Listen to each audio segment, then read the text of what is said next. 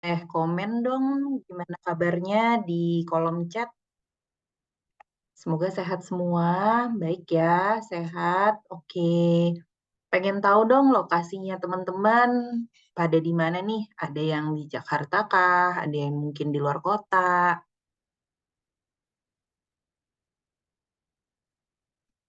Bekasi, oke. Alhamdulillah sehat ya, Bekasi ya. Ada yang kurang enak badan, semoga cepat sembuh ya sambil dengerin penjelasan malam ini. Sambil istirahat juga ya kalau gitu ya. Oke, ada yang Cianjur, ada yang di Jawa Timur. Oke, em, mana lagi nih? Ada yang di Tangsel, Cianjur, Bekasi. Oke, ada di kota lain mungkin? Teman-teman yang lain boleh komen juga di kolom chat.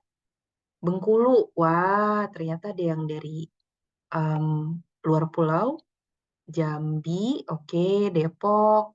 Gimana nih yang di luar pulau kabarnya? Sehat kah? Baik juga kah kabarnya?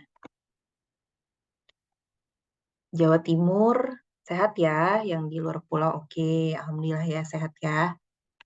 Oke. Ada lagi mungkin yang di luar pulau selain Sumatera, ada juga nggak nih selain Sumatera? Atau hanya Jawa dan Sumatera? Ada ya, Jawa dan Sumatera aja ya jangkauannya. Oke, oke. Semoga sehat semua ya, teman-teman. Jadi perkenalkan, namaku Adisa. Teman-teman yang mungkin baru tahu gitu ya, aku pengalaman sekitar 10 tahun di bidang HRD, teman-teman. Kebanyakan pengalamanku itu di bidang rekrutmen. Jadi di sesi ini nanti aku akan share pengalaman juga nanti mereview CV gitu ya, ketika aku nanti seleksi CV itu apa sih yang aku lihat sebetulnya dari CV, dan ketika membuat CV itu seperti apa sih CV yang efektif, CV yang bagus itu seperti apa. Jadi semoga nanti di sesi ini aku bisa berbagi pengalaman juga ya sama teman-teman, berbagi pengetahuan juga, dan boleh banget nanti kalau teman-teman ada yang mau bertanya, boleh banget dibuka juga sesi untuk teman-teman nanti bertanya. Gitu teman-teman. Boleh next, Angel. Nah, sebelum kita mulai, mungkin 1 menit aja kita ambil waktu untuk berdoa dulu ya. Semoga sesinya nanti lancar-lancar. Kita berdoa dulu menurut agama dan kepercayaan masing-masing, teman-teman. Berdoa dimulai.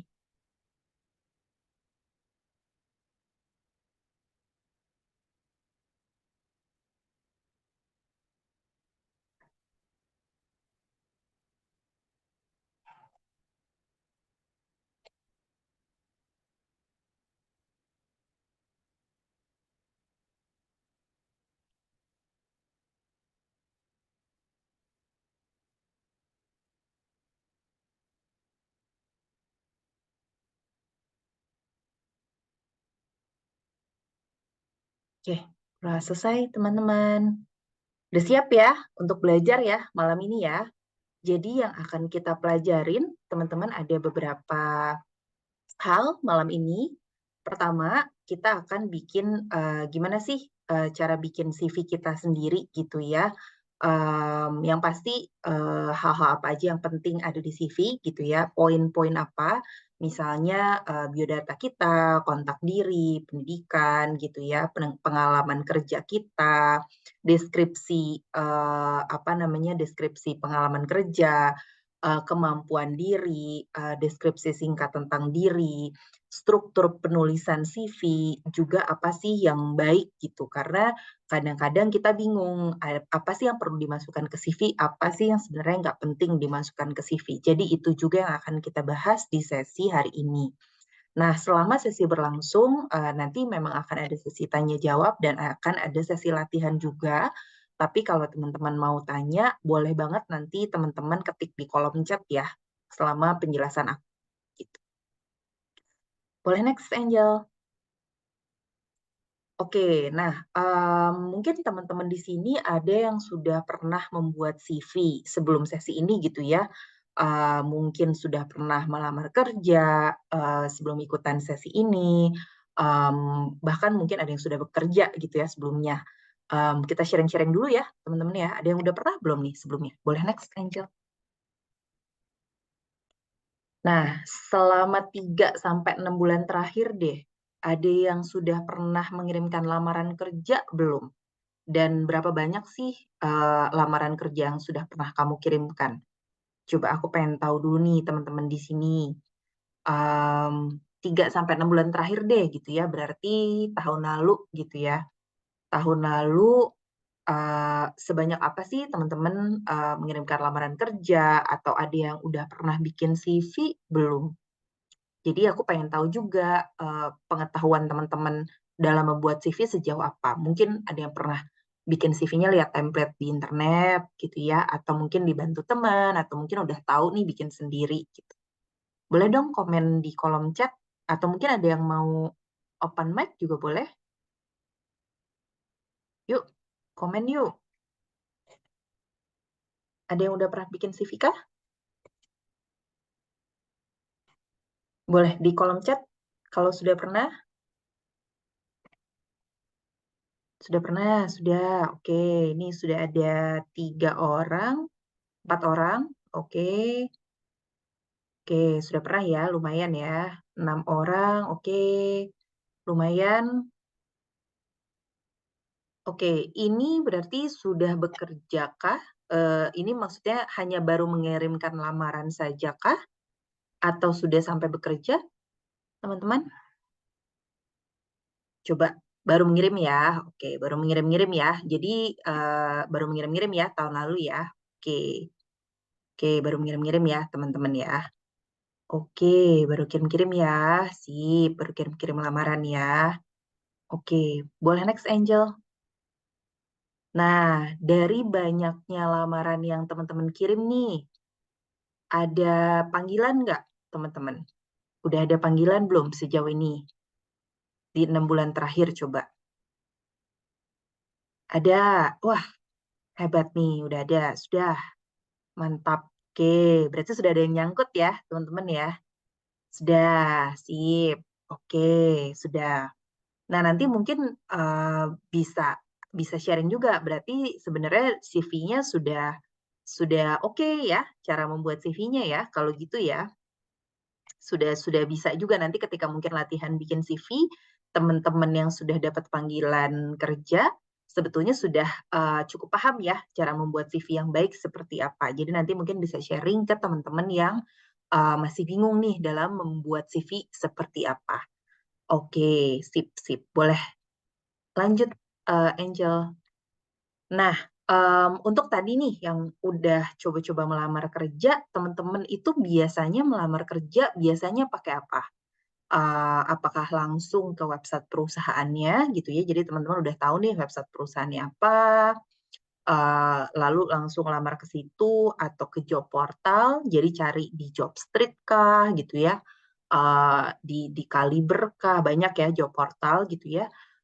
Datang langsung ke perusahaannya, bawa CV kalian dikasih gitu ya, ke kantornya langsung, kirim email, kalau lihat poster, misalnya ada poster nih dipajang, kirim email yang tertera di posternya atau melalui LinkedIn. Sekarang kan apa-apa di LinkedIn ya kalau ada lowongan. Biasanya teman-teman via apa nih lebih seringnya? Job portal ya. Oke, LinkedIn. Oke, semuanya pernah. Oke, email, job portal, email. Oke, hampir semua ya. Oke, hampir semua. Oke.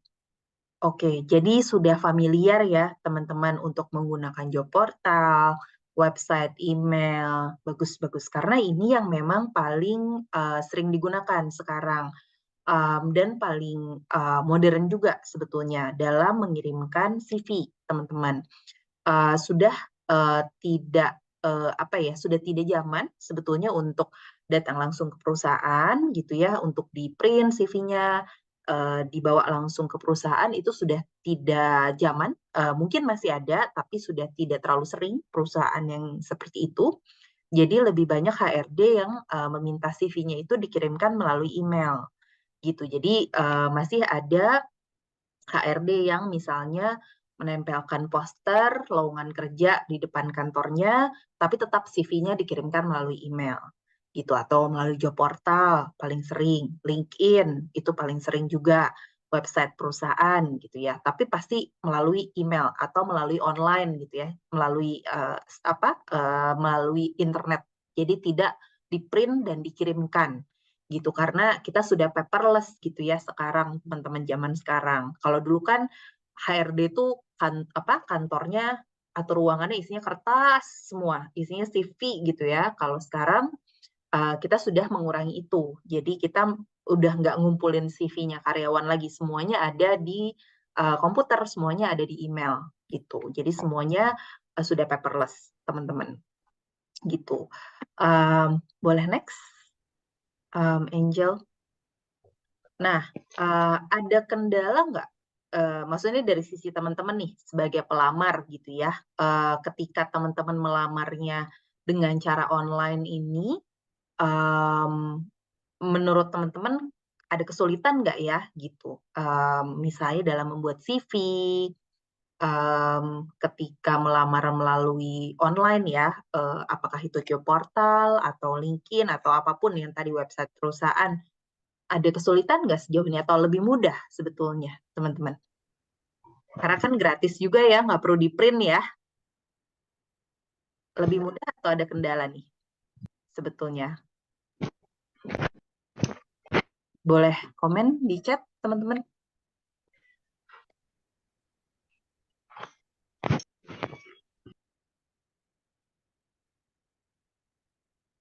Lebih mudah ya, lebih irit, betul. Lebih cepat juga, lebih cepat hemat waktu. Tinggal kirim email, nggak perlu kirim pakai jasa kirim gitu ya. Kalau misalkan kalian kirimnya pakai pakai kertas, itu kan harus pakai jasa kirim.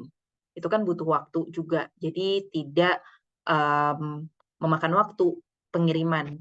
Tuh, kalau sekarang tinggal kirim email langsung terkirim saat itu juga.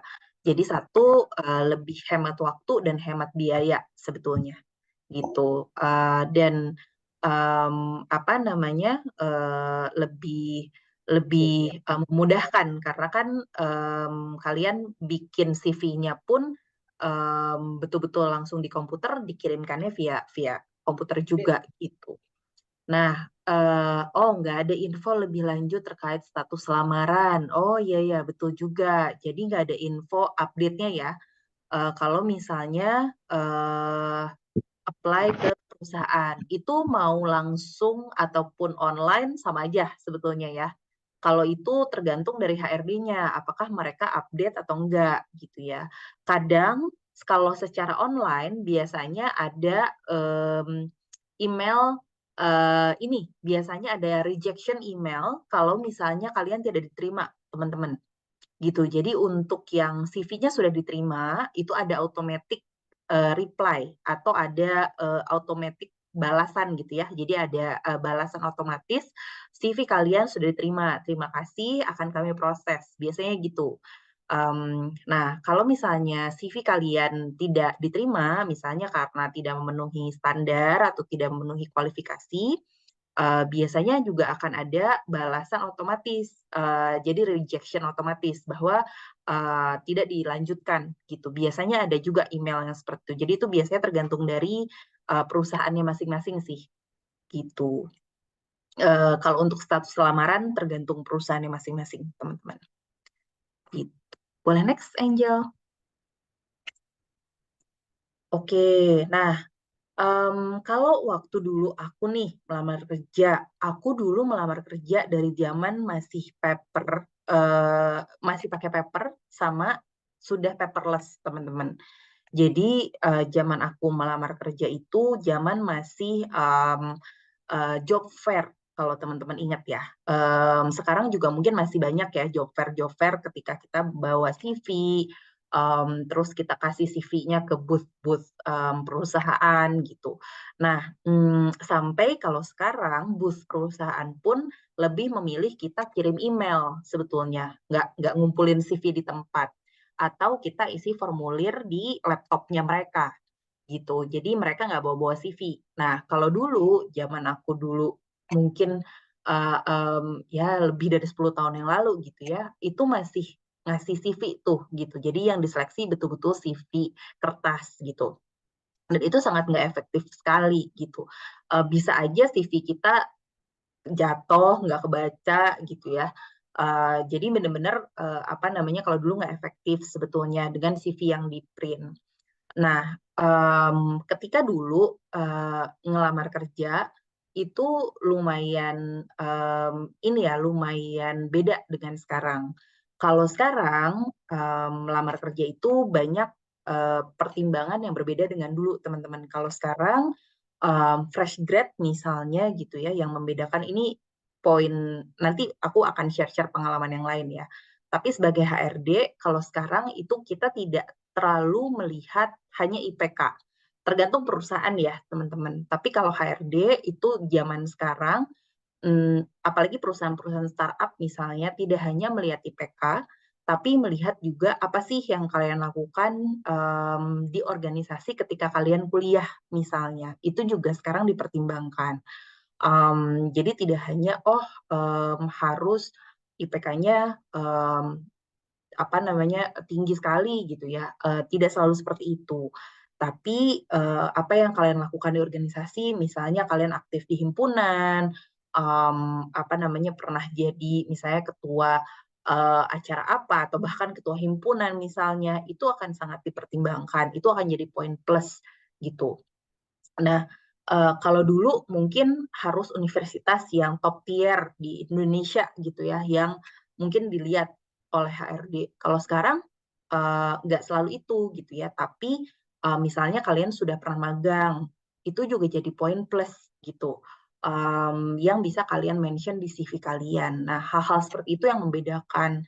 Karena kan kalau dulu orang-orang jadinya berlomba-lomba pengen masuk top tier university ya gitu di Indonesia. Jadi kayak universitas negeri nomor satu, nomor dua gitu ya, supaya kerjanya lebih mudah istilahnya ya. Tapi kalau sekarang sebenarnya enggak. Kalau sekarang sebenarnya pengalaman magangnya yang lebih dilihat gitu, atau pengalaman organisasinya juga lebih dilihat.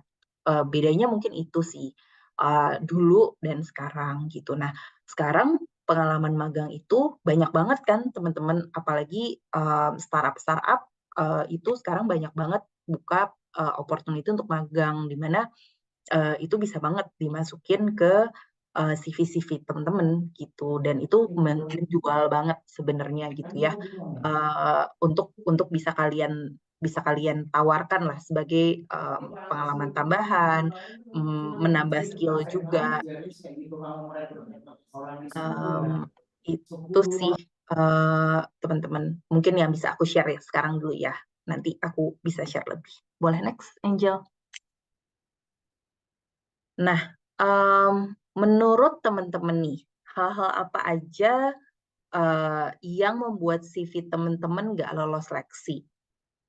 Teman-teman kan tadi share, oh udah sempat apply-apply nih ke banyak tempat, tapi mungkin ada yang belum dapat panggilan, atau mungkin dapat panggilannya eh, ke posisi yang teman-teman kurang sukai, atau mungkin belum dapat panggilan ke tempat yang teman-teman em, apa namanya belum belum dapat panggilan ke tempat yang teman-teman pengen gitu. Kenapa sih belum lolos itu menurut teman-teman kenapa?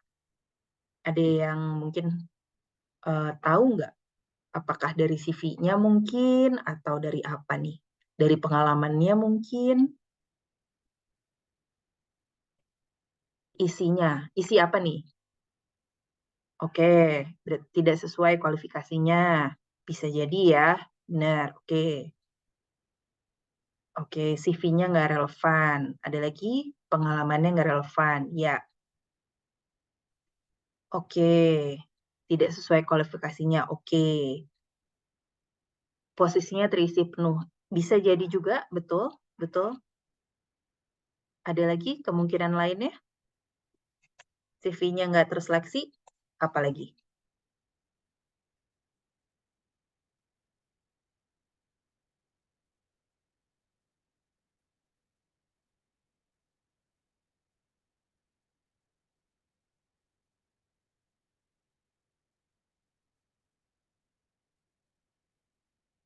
Ada lagi? Ini sebenarnya lebih kalau yang teman-teman bilang kan, oh tidak sesuai kualifikasi, itu kan karena ketidakcocokan gitu ya teman-teman, atau posisi tidak sudah terisi gitu ya, itu kan berarti oh ya memang udah nggak ada posisinya gitu ya. Tapi bisa jadi karena CV-nya kurang menarik teman-teman. Eh, jadi ada kalanya nih CV itu kan banyak banget ya. Em, dan dari sisi HRD kita harus pilih salah satu gitu ya dari mereka dari si banyak CV ini yang paling stand out gitu, yang paling menarik. Menarik bukan menarik fotonya ya teman-teman, tapi dari CV-nya nih em, apakah menarik pengalaman organisasinya, apakah menarik dari skillnya, apakah menarik dari penjelasan deskripsi dirinya gitu. Nah, itunya yang kita perlukan. Karena contoh untuk posisi admin misalnya, itu kan nggak perlu skill yang terlalu tinggi-tinggi banget ya. Nggak perlu misalnya dia skill yang harus jago coding atau apa, nggak perlu terlalu yang tinggi, tapi kita butuh misalnya sesuatu yang dia menuliskan sesuatu yang menarik. Oh, dia misalnya di organisasinya dia pernah apa, misalnya oh dia berorganisasinya ada pengalaman bagus nih ketika kuliah gitu ya, dibandingkan yang CV-nya rata-rata aja nih, dia nggak pernah ngapa-ngapain nih semasa kuliahnya misalnya. Jadi dari sisi HRD, oh ini kayaknya menarik nih secara personality ya, karena dia lebih antusias ketika kuliah, lebih banyak kegiatan gitu. Hal seperti itu yang mungkin jadinya pertimbangan lebih bagi HRD gitu. Jadinya oh ini kayaknya layak dicoba nih yang ini gitu. Itu bisa jadi pertimbangan juga teman-teman ketika ada beberapa CV yang mirip-mirip ya, apalagi kayak fresh grade gitu ya. Itu mungkin yang bisa aku share teman-teman, bisa jadi gitu. um, itu. Nah, jadi jawaban yang terakhir nih, Mas Edwin Saputra, bisa jadi betul juga gitu. Kalau CV-nya terlalu general, bisa jadi tidak lolos juga seleksinya gitu. Betul, betul. Oke, boleh next, Angel.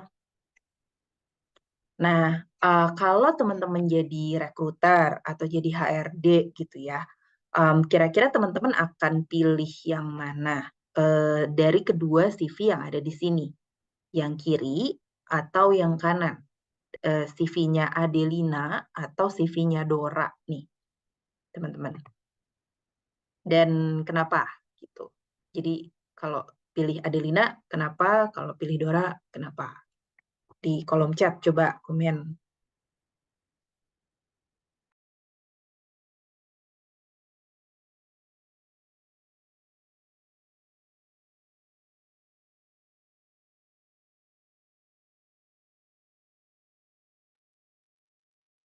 Oke, dua itu Dora ya, maksudnya. Dua lebih lengkap. Oke, Dora lebih menarik. Menarik apanya nih? Menarik fotonya, lebih menarik. Dora, Kak, lumayan lengkap. Oke, ya. Dora lebih profesional. Oke, ya. Dora lebih profesional, ya. Oke. Dora. Dora lengkap formatnya. Oke. Oke. Oke. Ya, oke. Terima kasih, teman-teman. Betul. Aku pun setuju, teman-teman. Satu dari foto dulu ya. Dari foto lebih profesional Dora, teman-teman. Jadi foto kalau dibandingkan itu Dora lebih profesional, sudah jelas. Kedua dari data diri gitu ya, data diri lebih profesional, penulisan yang Dora, melalui format juga lebih profesional yang Dora. Tapi tentu saja yang Dora juga masih bisa diperbaiki gitu ya, masih bisa dirapihkan. Tapi sekilas, kalau sekilas melihat ini, yang Dora. Oke, sip. Kita lanjut ya. Boleh lanjut, Angel. Nah, apa aja sih yang membuat CV nggak lolos gitu ya? Ada beberapa poin, teman-teman.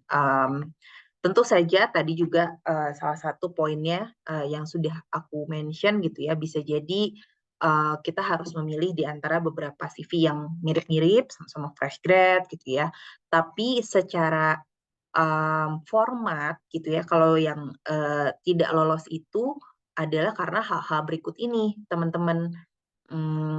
Kalau yang tadi kita bahas di slide sebelumnya itu kan karena penyebab yang lain ya. Misalnya CV tidak lolos karena posisinya sudah terisi. Mungkin saja karena ada pertimbangan lain gitu ya. Pertimbangan misalnya memilih yang lebih aktif berorganisasi gitu. Nah, kalau ini adalah penyebab formatting gitu ya, formatting CV-nya. Jadi kalau teman-teman tidak mendeskripsikan pengalaman kerja atau pengalaman organisasi gitu ya di CV, bahasa yang digunakannya nggak formal, nggak profesional, nggak konsisten. Nggak konsisten ini misalnya teman-teman campur aduk bahasa Inggris, bahasa Indonesia. Kalau teman-teman mau pakai bahasa Inggris semua, bahasa Indonesia semua. Jangan dicampur aduk bahasa Inggris, bahasa Indonesia gitu. Kalau mau pakai istilah bahasa Inggris, dimiring, di huruf miringkan, di italik teman-teman gitu. Itu pun untuk istilah yang memang tidak ada bahasa Indonesianya gitu. Tidak mencantumkan informasi penting yang dibutuhkan perusahaan. Misalnya ada skill tertentu yang memang perusahaan butuhkan sesuai job desk di job posting gitu ya. Atau mungkin apa namanya ada um, ada informasi penting yang lain yang dibutuhkan perusahaan seperti misalnya tidak mencantumkan job desk-nya sama sekali gitu ya. Seperti tadi tuh yang CV sebelah kiri itu kan tidak ada detail job desk di situ, pendek sekali, singkat sekali gitu ya. Itu juga salah satu contoh nih yang tidak mencantumkan informasi penting gitu. Terus tidak relevan kualifikasinya itu tentu saja gitu ya. Terus CV acak-acakan tidak mudah dibaca. Jadi biasanya kalau CV-nya itu formatnya agak membingungkan, itu udah pasti dilewat oleh HRD gitu ya, nggak rapi, warna-warni, CV-nya itu udah nggak profesional tuh biasanya. Kalau terlalu banyak warna, kecuali kalau teman-teman bikin portfolio, beda lagi. Jadi CV dan portfolio itu beda. Portfolio itu kalau teman-teman bekerja di bidang desain misalnya, atau teman-teman fotografer gitu ya. Teman-teman kan harus bikin portfolio karya ya. Misalnya teman-teman bikin portfolio karya foto-foto teman-teman, desainnya teman-teman, itu bedakan dengan CV. Kalau CV tetap harus profesional, rapi, tidak terlalu ramai gitu ya, warnanya juga tidak terlalu ramai, lalu dipisahkan dengan karya-karyanya teman-teman gitu. Jadi ada portfolionya sendiri. Nah, kalau CV-nya itu udah terlalu ramai warna, Mejiku Hibiniu gitu ya, nah itu tetap bingung juga nanti HRD-nya untuk melihat gitu. Nah, bahasa dalam lowongan kerja tidak cocok. Ini juga yang perlu diperhatikan. Jadi kalau misalnya diminta dalam lowongan kerjanya CV dalam bahasa Inggris, kalian kirimkan bahasa Indonesia, itu juga yang nanti membuat CV-nya tidak lolos, teman. Gitu. Sampai sini ada pertanyaan? Aman? Kalau aman mungkin boleh komen dulu di kolom chat. Aman? Aman, sip. Oke, boleh next, Angel. Kita masuk ke studi kasus soalnya setelah ini ya. Jadi kita akan dibagi ke breakout room, teman-teman. Nanti akan review CV ya, teman-teman di breakout room ya, selama 15 menit. Siap-siap dibagi ke breakout room. Teman-teman semuanya, nanti kita akan balik lagi ke main room.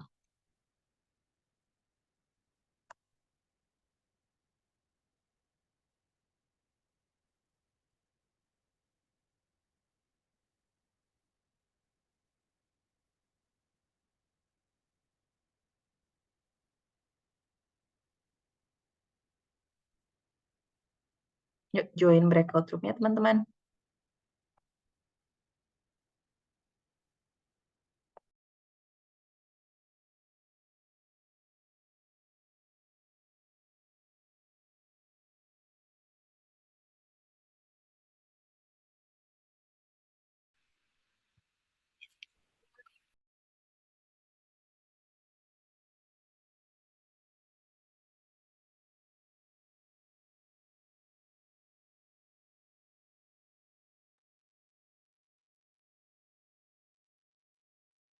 Halo, halo.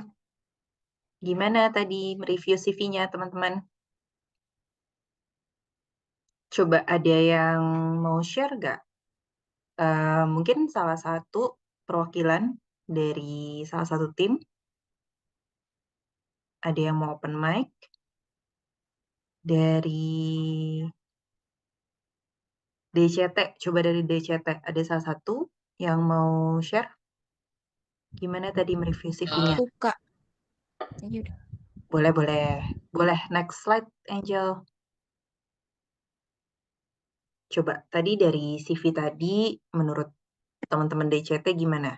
Ada kesalahan apa? Terus yang kalian pelajari apa?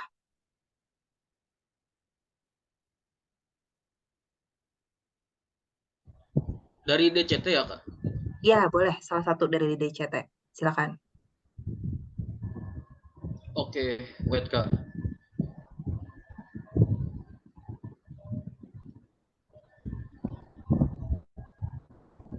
Kak, ini aku udah sebetulnya kita semua satu tim itu udah selesai di Jamboard, di apa nulis di Jamboard.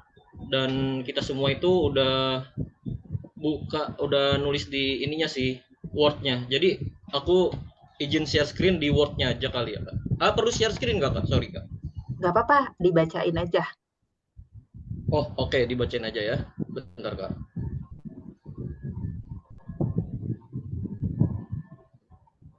Ringkasannya aja ya, Thomas. Jadi menurut kalian apa? Oke.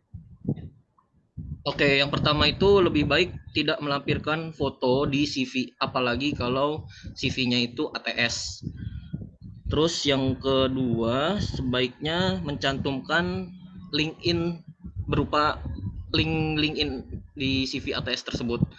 Karena kalau rekruter mau melihat rekam jejak kita di LinkedIn itu mempermudah rekruter sih. Terus nomor HP itu sebaiknya ditulis dengan awalan +62 ya. Terus pada bagian header tidak perlu menuliskan sarjananya, jurusan apa, karena itu bisa dituliskan nanti di bagian education. Lalu untuk CV ETS ini lebih baik menggunakan bahasa Inggris agar lebih terlihat profesional. Oke. Ya. Dan yang selanjutnya itu aku ingin menambahkan sedikit ya, terutama untuk penggunaan bahasa Inggris. Jika kita sudah menggunakan bahasa Inggris, itu pada bagian job description harap diperhatikan untuk penggunaan tensisnya.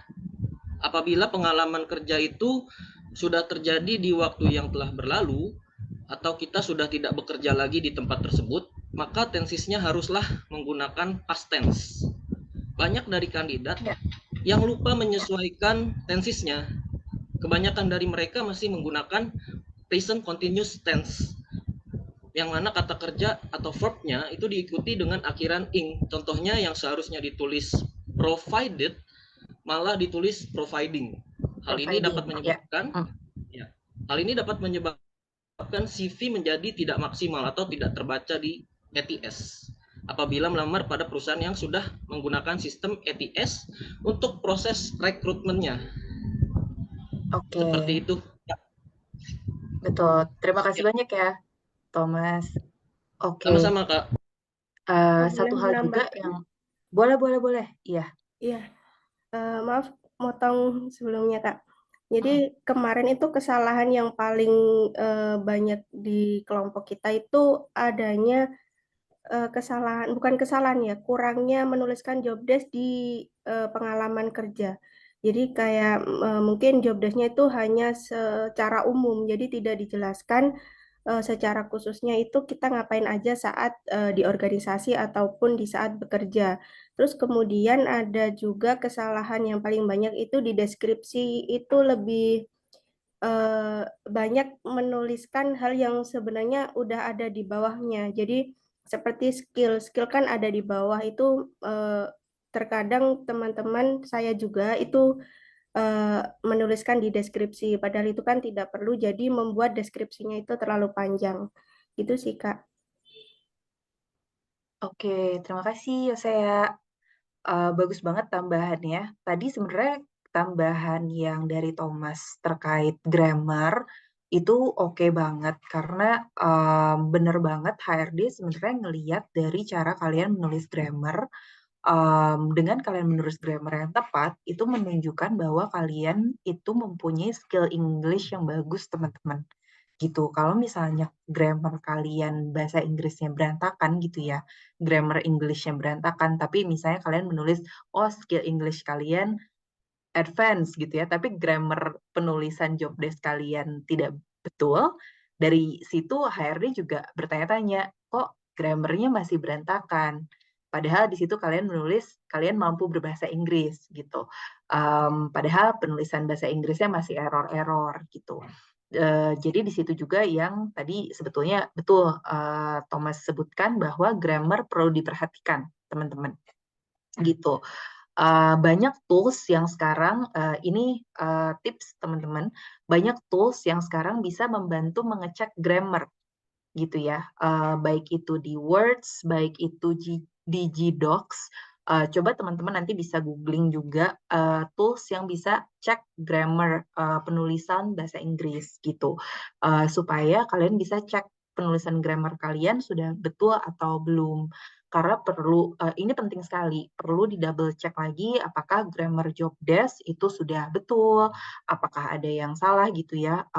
Itu penting karena HRD betul-betul melihat sih gitu. Saya pun melihat sih apakah job desk teman-teman itu grammarnya sudah betul atau tidak. Dan tadi tambahan dari Yosea juga betul. Ketika job desk tidak ditulis lengkap, apalagi misalnya kalian tidak menulis nih sudah pernah ada achievement apa di job desk di job desk yang sebelumnya pernah dilakukan, itu juga tidak cukup menjual gitu ya. Jadi kita juga tidak tahu apa sih yang pernah kalian lakukan di pekerjaan kalian sebelumnya gitu. Jadi lebih baik kalau kalian bisa menuliskan tidak hanya pekerjaannya aja, jadi posisi kalian misalnya kalian admin di perusahaan X gitu ya, tapi apa sih yang sudah kalian lakukan sebagai admin itu? Tidak hanya misalnya admin, misalnya admin input data apa gitu ya, tapi sebagai input data ini gitu ya, input data ini sebanyak apa sih gitu. Jadi dari recruiter yang melihat pun tahu, oh KPI orang ini di perusahaan sebelumnya itu sebanyak apa gitu. Jadi kebayang nih target yang sebelumnya dilakukan apa. Misalnya posisi sebelumnya tuh sales gitu ya. Kita tahu, oh sebelumnya itu targetnya berapa. Apa yang dia achieve, apa yang dia sudah lakukan di perusahaan sebelumnya gitu. Sampai sini semoga aman ya teman-teman ya. Ada yang mungkin dari tim lain mau share juga, satu tim lagi deh. Ada yang mau share juga mungkin dari tim lain, dari tim Fantastic Four. Mungkin ada perwakilannya yang mau share kesalahan yang muncul atau mungkin tadi ketika mereview CV ada apa yang kalian pelajari. Secara ringkas aja teman-teman, salah satu yang mau share. Oh iya, izin nggak? Saya Mahfud Silakan. dari Fantastic Four. Mungkin yang saya temukan dari CV teman saya itu ada yang apa? Hyperlink-nya, Kak. Jadi hyperlink-nya itu masih warnanya biru dan pakai underscore itu, Kak. Jadi mungkin bisa dikonsistenkan warnanya misalnya hitam semua jadi diganti warnanya. Lalu untuk posisi bullet point-nya, Kak, itu kadang masih ada yang serong ke kanan, serong ke kiri gitu sih, Kak. Lalu ada yang beberapa itu urutan pendidikannya. Jadi masih terpaku dengan yang terbaru. Jadi mungkin bisa pendidikan formalnya dulu, baru yang informal gitu, Kak. Terima kasih ya. Terima kasih, Mahfud. Oke, urutan pendidikan itu betul. Mau tambahin juga ya, teman-teman, nanti kita bahas belakangan. Urutan pendidikan itu kadang ada yang sampai lengkap banget SD dimasukin gitu ya. Itu nggak perlu, teman-teman. Nanti belakangan akan aku bahas juga. Sebetulnya urutan pendidikan cukup sampai kalau teman-teman mau masukin itu kuliah aja sebetulnya cukup. Kalau mau dimasukin SMA boleh, tapi itu opsional gitu. Sebetulnya tidak harus. Tapi yang paling penting kuliah aja teman-teman gitu. Jadi kuliah aja itu sudah cukup sebetulnya.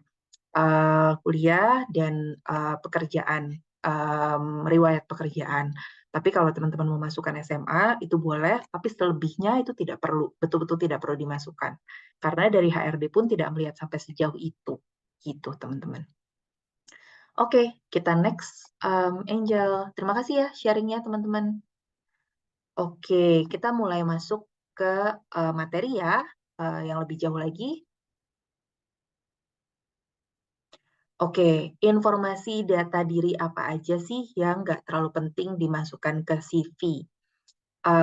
Di sini ada list data-data yang biasanya dimasukkan ke CV oleh pelamar kerja. Ada nama lengkap, nomor handphone, email, agama, alamat, domisili, tempat tanggal lahir, status pernikahan, akun IG, TikTok gitu ya. Nah, ini menurut teman-teman apa yang nggak terlalu penting nih? Boleh komen di chat, yang nggak terlalu penting apa?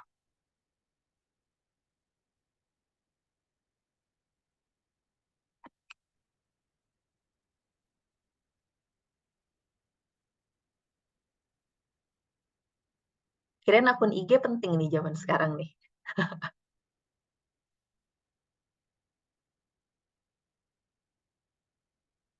Oke, oke,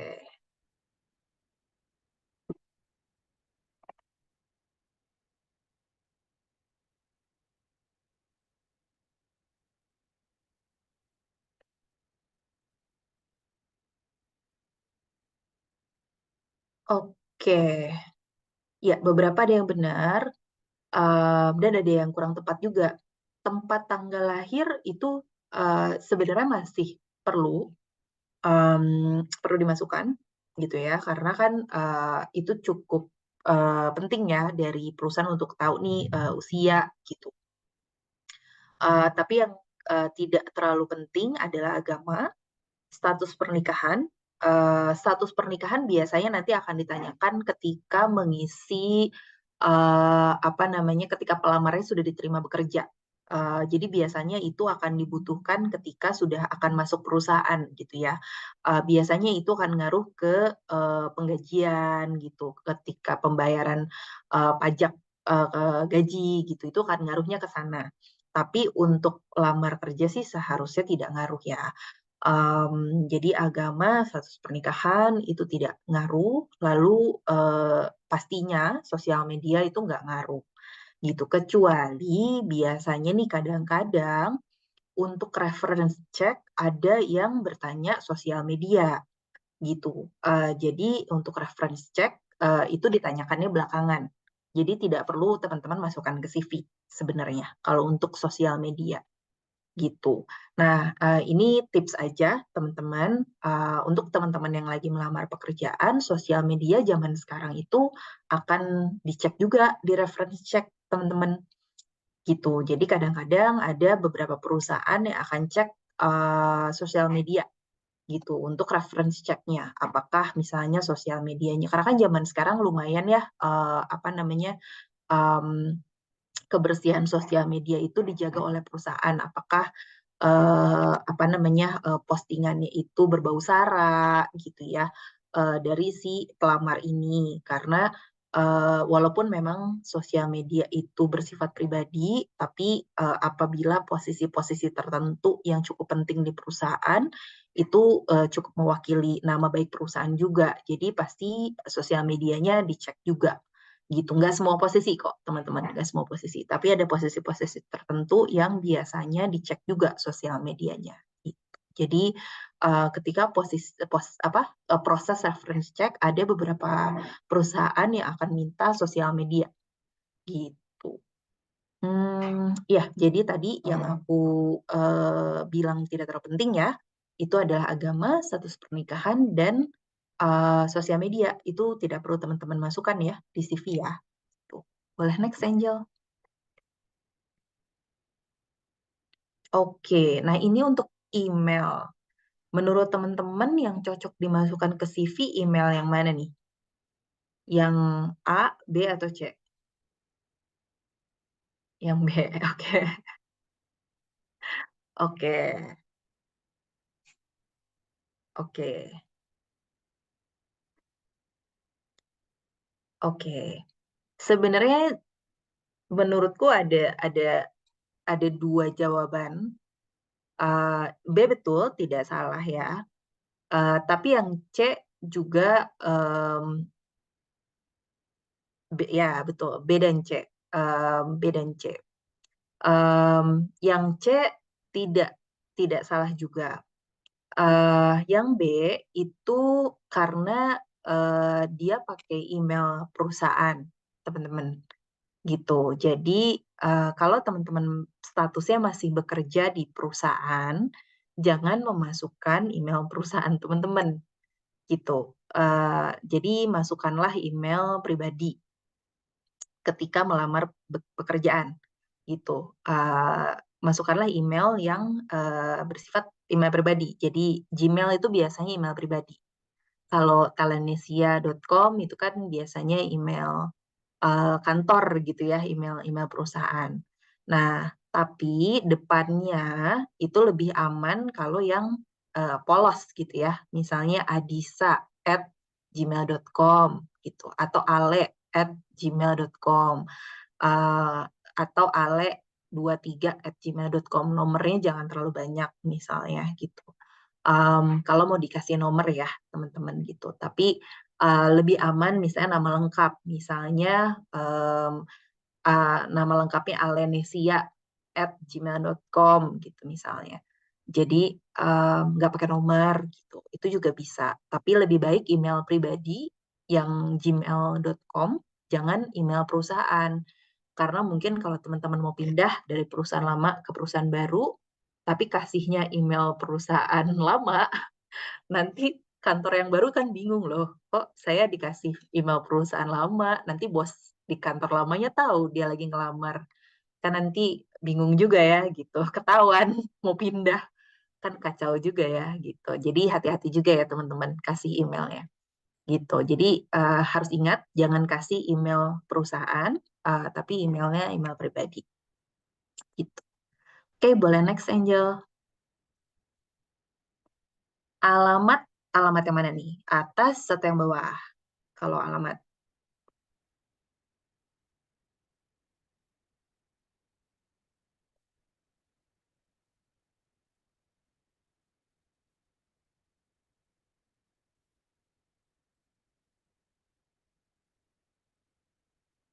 Oke, kenapa yang atas?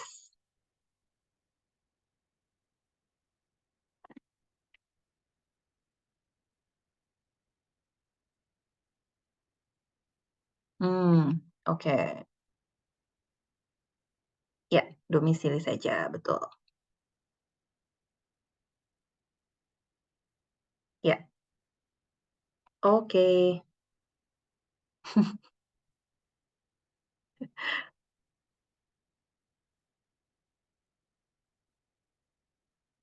Takut ada yang ngirim paket ya, kalau terlalu lengkap ya.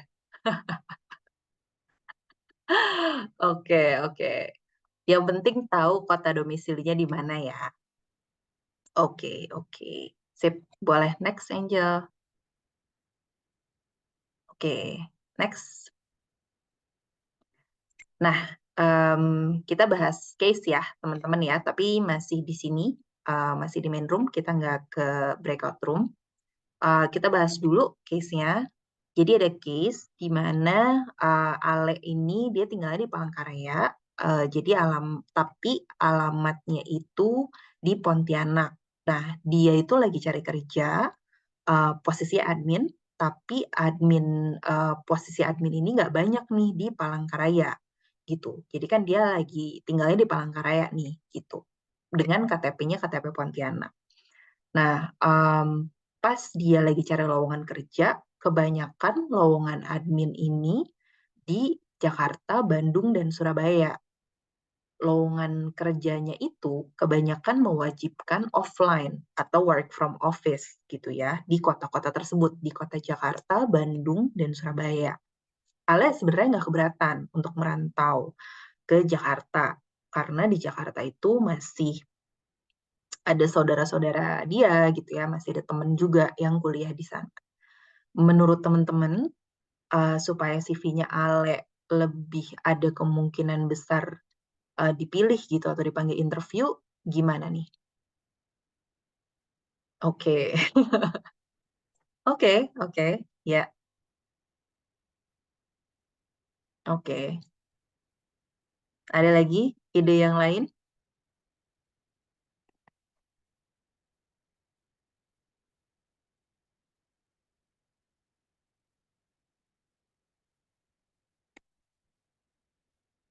Setuju sama Yosea?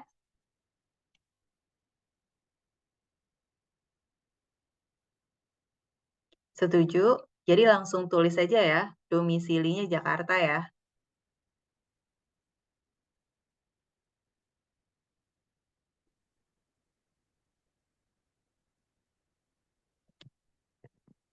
Oke. Nah, pertanyaannya, nanti kalau ternyata di interview, ternyata dipanggil ke kantor gimana? Itu dia. Sebetulnya nggak apa-apa kalau misalnya, betul, betul. Sebetulnya nggak apa-apa kalau misalnya ketika melamar, itu tulis domisili Jakarta. Tapi akan lebih baik kalau alenya pun ketika proses melamar-melamar ini juga sudah ada di Jakarta secara fisik gitu. Jadi ketika memang dia ada panggilan kerja gitu untuk interview, untuk seleksi misalnya ada tes kerja itu dia sudah siap karena kan untuk panggilan tes-tes untuk panggilan interview itu biasanya offline juga sih teman-teman. Nanti tiba-tiba dia dipanggil interview besok nih harus interview dia nggak di Jakarta dia ada di Palangkaraya repot juga gitu. Jadi lebih baik sebetulnya tidak hanya menuliskan domisili tapi lebih baik secara fisik dia sudah ada di Jakarta juga sih teman-teman. Itu karena Palangkaraya dan Jakarta bukan kayak Bandung Jakarta teman-teman. Gitu. Kalau Bandung Jakarta masih nggak apa-apa, tulis aja dulu besok ke Jakarta. Gitu. Tapi kalau Palangkaraya Jakarta kan perjalanannya nggak sebentar ya.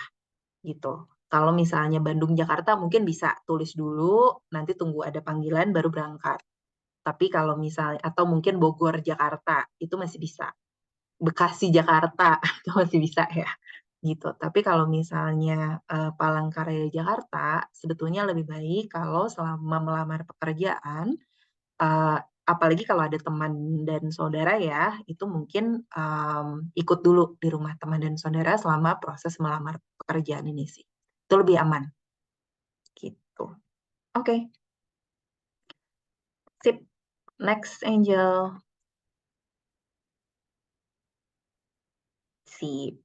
Setuju ya? Berarti kalau gitu ya. Oke, next, Angel. Next, ya. Nah, ini dia. Jadi data diri yang penting perlu dimasukkan. Ini pengulangan aja. Nama lengkap, boleh pakai gelar, bulan dan tahun lahir. Ini boleh pakai gelar ataupun enggak ya sebenarnya. Karena kan sebetulnya gelar bisa HR ketahui dari pendidikan. Bulan dan tahun lahir ini tetap penting. Kalau tadi ada yang bilang TTL tidak perlu, tapi ini tetap perlu teman-teman karena akan perlu diketahui usia, email, email profesional gitu ya, email pribadi, lalu nomor handphone yang aktif, tidak hanya WA. Tentu kalau misalkan ada nomor handphone yang berbeda dari WA juga harus dituliskan gitu ya. Jadi satu nomor handphone telepon, satu nomor handphone WA itu harus dituliskan, alamat domisili, dan sosial medianya yang LinkedIn. Jadi jangan tuliskan IG atau tuliskan TikTok misalnya, itu tidak perlu sebetulnya. Itu. Boleh next. Oke, nah ini lumayan panjang nih teman-teman kasusnya karena kita mau coba buat CV-nya Ale gitu ya. Apa yang kita bisa tuliskan di CV dari profilnya Ale. Boleh dibaca dulu teman-teman nih.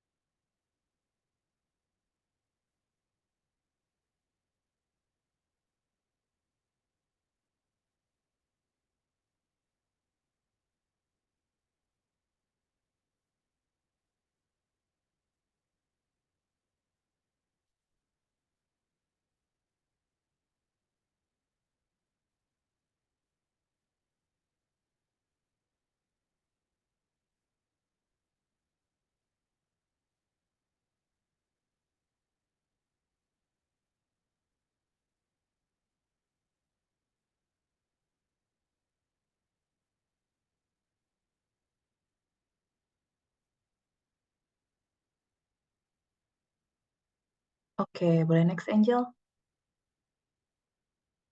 Yuk kita diskusi pertanyaannya.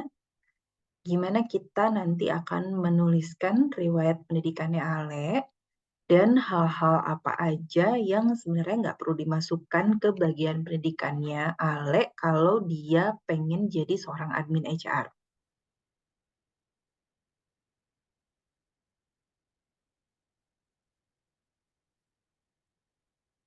Boleh. Nih, teman-teman masih ingat ya pertanyaannya ini? Coba kita kembali lagi ke slide sebelumnya. Angel? Ya, coba dibaca dulu. Sekali lagi, teman-teman.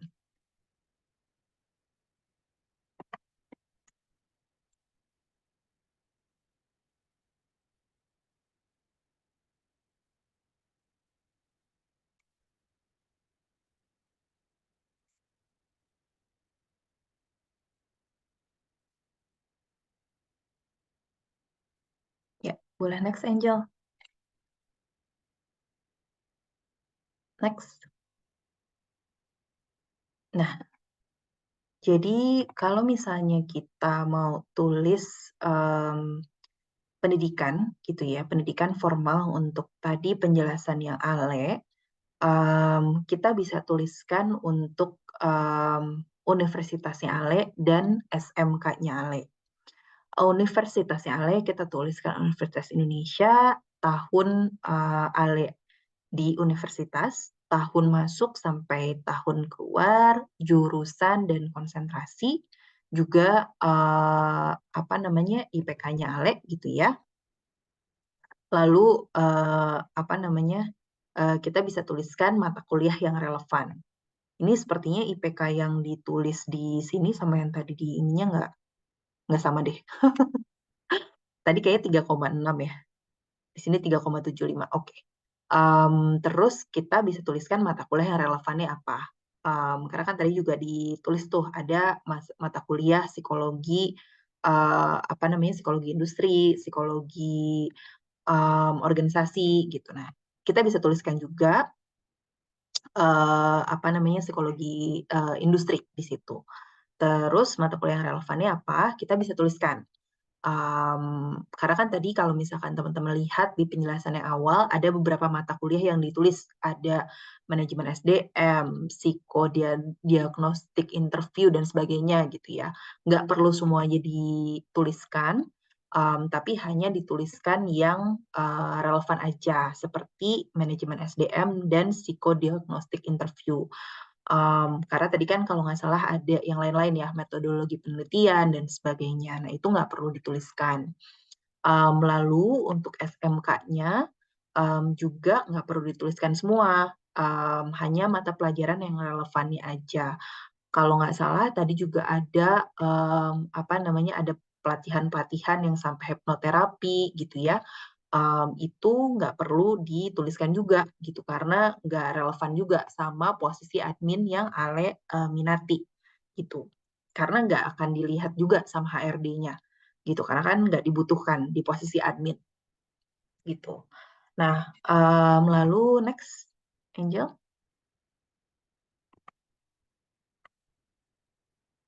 Oke, nah ini untuk pendidikan non formalnya.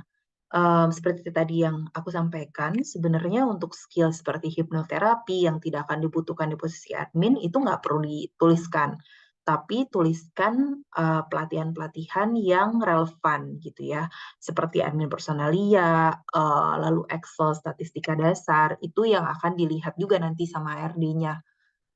Karena kalau misalkan nggak relevan kalian tuliskan, malah jadinya menuhin CV, yang mana malah yang dibutuhkannya nggak kelihatan nanti sama HRD-nya gitu. Jadi lebih baik CV-nya dibuat lebih simpel dan yang relevan lebih kelihatan sih gitu. Sampai sini aman ya? Ada mau ditanyain dulu? Sip, aman ya. Oke, boleh next Angel. Nah, kalau IPK-nya Ale rendah, kalau tadi kan kebetulan IPK-nya Ale tinggi ya, bagus banget ya. Kalau IPK-nya Ale rendah, gimana sebaiknya untuk riwayat pendidikannya Ale supaya kelihatan bagus gitu? Menurut teman-teman gimana nih? Ini untuk 3 pertanyaan ini, menurut teman-teman gimana? Kalau untuk jurusan SMA, misalnya, kalau SMA-nya Ale jurusan IPA gitu ya, yang dia nggak mempelajari administrasi atau HR, gimana? Terus untuk pendidikan SMP, SD, TK ini kan nggak perlu ya. Ini yang nomor 3 ini tadi sudah aku jawab ya. Ini nggak perlu. Nah, untuk 2 pertanyaan ini nih, menurut teman-teman gimana? Boleh komen di kolom chat.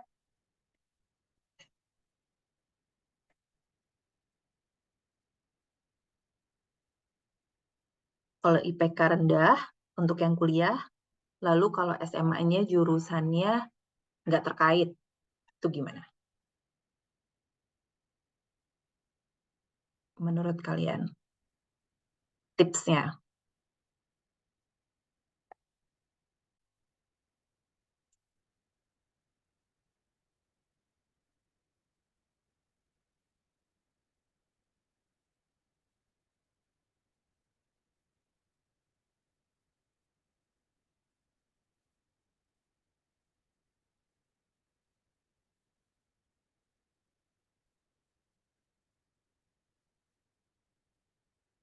Oke,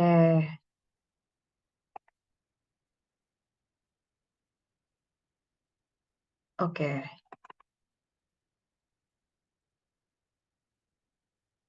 Latihannya, oke. Betul. Oke, nah kalau IPK rendah, sebetulnya tipsnya 1, tidak perlu dituliskan IPK-nya, teman-teman. Sesimpel itu, tidak perlu dituliskan IPK-nya. Cukup tuliskan nama universitas dan jurusan, tidak perlu dituliskan IPK-nya yang rendah. Daripada kalian tuliskan IPK-nya, jadi jadi terlihat rendahnya itu gitu ya. Jadi lebih baik tidak dituliskan, tapi kalian tuliskan pengalaman organisasinya atau pengalaman magangnya. Jadi kalian tampilkannya di situ, gitu. Kalau misalnya kalian tampilkan IPK-nya yang rendah itu, walaupun kalian tampilkan organisasi experience gitu ya, experience di organization, tetap aja nanti HR-nya kan matanya ke IPK gitu. Jadi terdistraksi gitu. Jadi lebih baik tidak usah dituliskan. Kalau memang IPK-nya di bawah 3 gitu, sekalian aja tidak usah dituliskan. Lebih baik tidak usah dituliskan sih, tetap gitu. Kalau misalnya ada request dari jobnya harus ada IPK sekian, kalau misalkan ada IPK sekian nggak apa-apa. Kalau harus dituliskan ya, misalnya ada kolom kalian harus mengisi formulir gitu ya, online, ya itu mau tidak mau ya. Tapi kalau misalnya di CV itu tidak perlu dituliskan, tidak apa-apa gitu. Kalau misalnya kalian harus mengisi G-form misalnya di job fair kalian harus mengisi itu, ya kalau IPK tinggi di atas 3 dicantumkan boleh, di atas 3 nggak apa-apa dicantumkan. Tapi semisal IPK rendah tidak perlu dicantumkan aja, tapi kalian cantumkan prestasi kalian di organisasi dan misalnya pengalaman magang, project-project gitu. Jadi kalau misalkan di bawah 3 tidak dicantumkan itu tidak apa-apa. Nah, kalau misalnya lulusan SMA yang jurusannya tidak relevan, misalnya jurusannya IPA gitu ya, padahal kalian melamarnya ke administrasi, jurusannya tidak perlu dicantumkan sebetulnya teman-teman gitu. Jadi tidak apa-apa, hanya nama SMA-nya saja dan tahunnya gitu. Sampai sini paham ya teman-teman ya? Nah, untuk yang terakhir ini memang pendidikan SMP, SD, dan TK tidak perlu dicantumkan teman-teman. Oke, kita next. Angel, kalau gitu. Oke, lanjut. Kita ke studi kasus ya, tentang pengalaman pendidikan. Kita akan breakout room lagi, teman-teman. Nanti aku akan muter juga ke breakout room ya, teman-teman ya.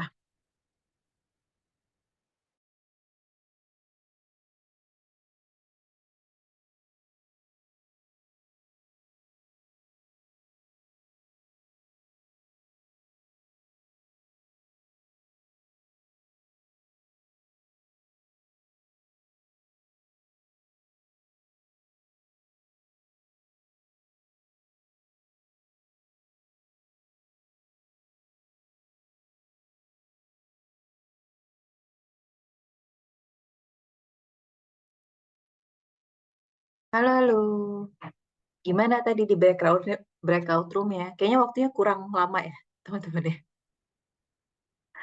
Breakout room yang kedua ya. Oke, boleh next slide, Angel. Oke, boleh share sedikit tadi gimana?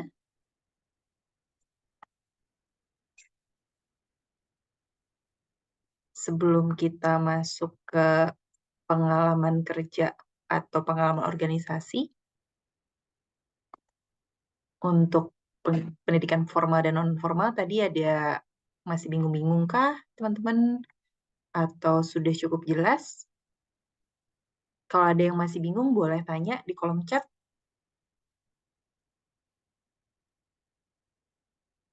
Sudah oke ya? Kita bisa lanjut ya kalau gitu ya. Jelas ya? Oke, sip. Kita lanjut ya. Boleh next slide, Angel. Next slide. Oke, nah ini untuk pengalaman kerja. Jadi kita masuk ke materi penulisan pengalaman kerja ya, teman-teman. Hal apa aja sih yang termasuk ke dalam pengalaman kerja?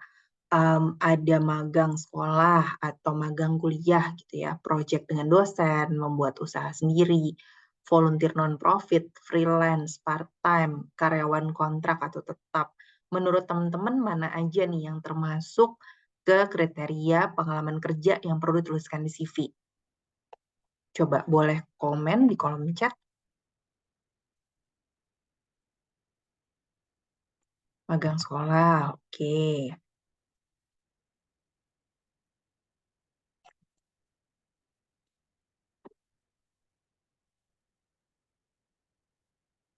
Magang, usaha sendiri, freelance part-time, oke.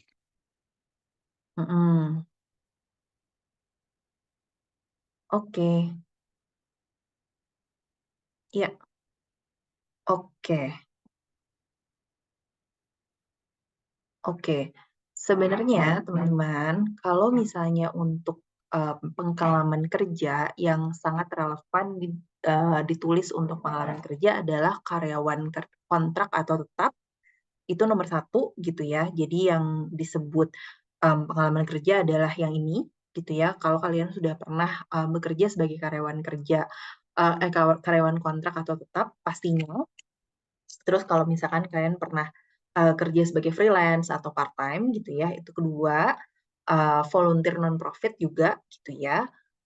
Lalu ini gitu ya, kalau pernah buat usaha sendiri juga nggak apa-apa, itu bisa kalian cantumkan.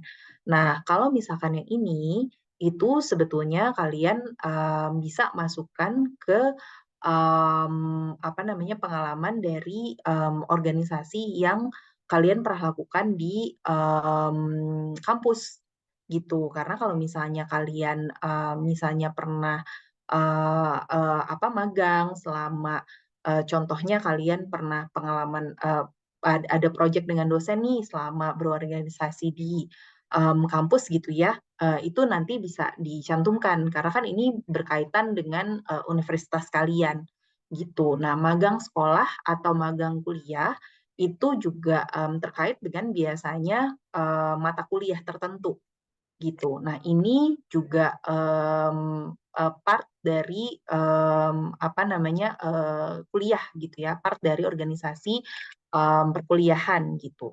Jadi biasanya kalau dua ini akan terkait dengan pengalaman organisasi perkuliahan, teman-teman.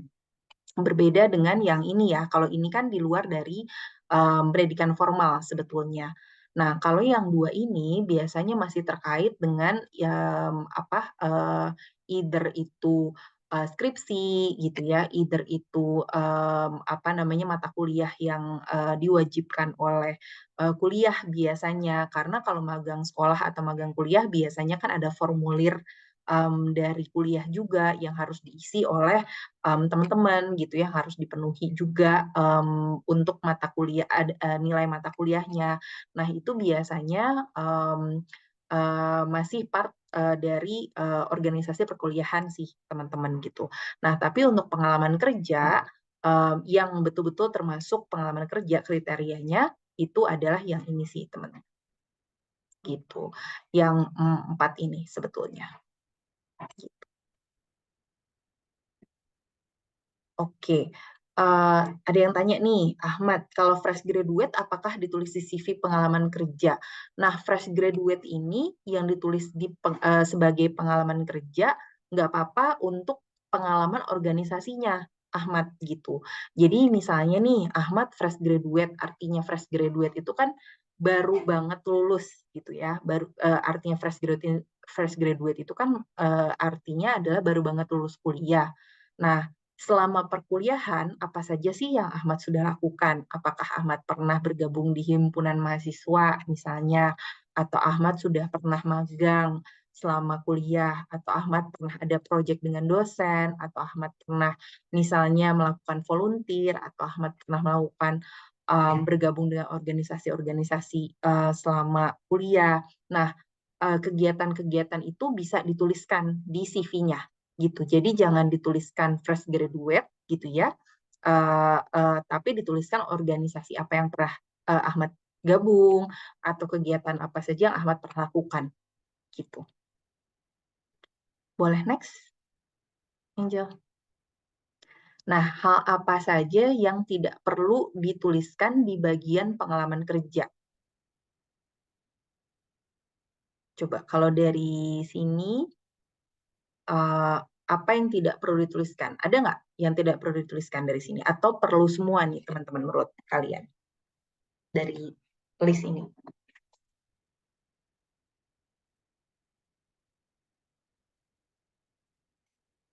Oke, angka keberhasilan. Oke. Oke. Oke, betul. Menulis semua tugas pekerjaan. Angka keberhasilan sebetulnya perlu juga. Tidak harus semua ini ya, tidak harus semua ditulis ya angka keberhasilan. Misalnya teman-teman pernah apa namanya achieve target 90% di pekerjaan sebelumnya gitu ya, sales target misalnya, itu nggak apa-apa dituliskan gitu, tapi tidak semua tugas pekerjaan dituliskan karena kan tugas pekerjaan itu banyak sekali ya teman-teman, bisa satu kertas penuh gitu ya, bukan satu kertas, satu lembar CV gitu ya, itu penuh semua. Jadi sebetulnya tidak perlu menulis semua tugas pekerjaan, tapi hanya beberapa poin aja. Jadi ini benar, hanya beberapa poin aja. Angka keberhasilan juga tidak perlu semua dituliskan, hanya achievement atau apa keberhasilan yang penting-penting saja. Dan ini betul tidak perlu apa namanya, mungkin cukup tahun masuk, tahun keluar bisa. Kalau mau ditulis bulan, tahun masuk dan bulan tahun keluar juga sebetulnya nggak apa-apa. Tapi kalau mau tahunnya saja juga boleh. Ini opsional sebetulnya. Jadi ini boleh bulan dan tahun atau mau tahunnya saja boleh. Tapi tidak perlu tanggal ya. Misalnya tanggal 20 Januari tahun 2024 masuk gitu ya, itu tidak perlu.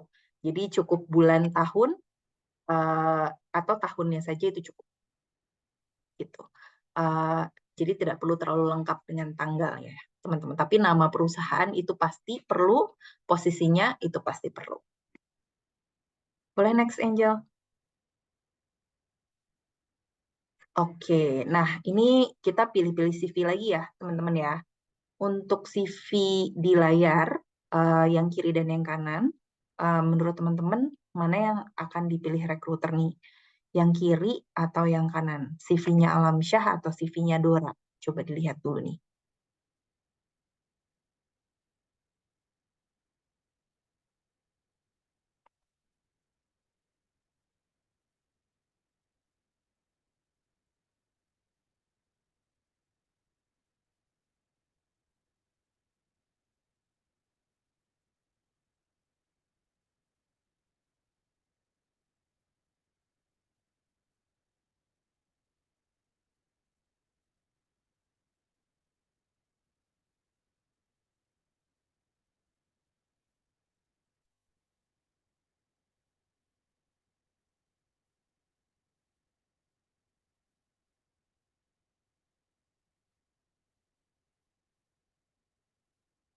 Kira-kira yang mana menurut teman-teman? Oke, ada yang Dora, ada ini lebih ke Dora ya.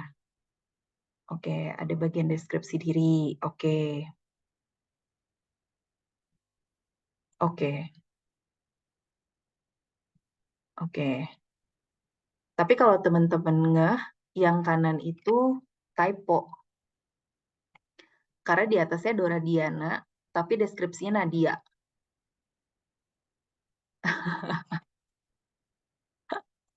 Iya loh, typo yang kanan. Alamsyah, konsisten di bahasa, kontak oke. Ya betul, ada kontaknya ya, betul. Yang kiri, cuman yang kiri kurang penjelasan aja ya. Dan kurang deskripsi diri. Oke,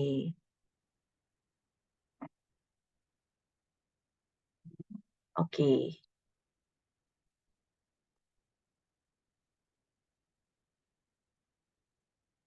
oke. Dora tidak ada kontak person. Betul, betul. Kalau yang Alamsyah itu sebetulnya kontaknya lebih lengkap, lebih detail, cuman tidak penjelasannya kurang lengkap ya. Jadi dia biodatanya ada, berbeda dengan Dora yang biodatanya tidak ada, jadi tidak tahu harus menghubungi kemana. Kalau untuk yang Dora, tapi penjelasan untuk pengalaman kerjanya itu malah tidak lengkap kalau yang Alamsyah.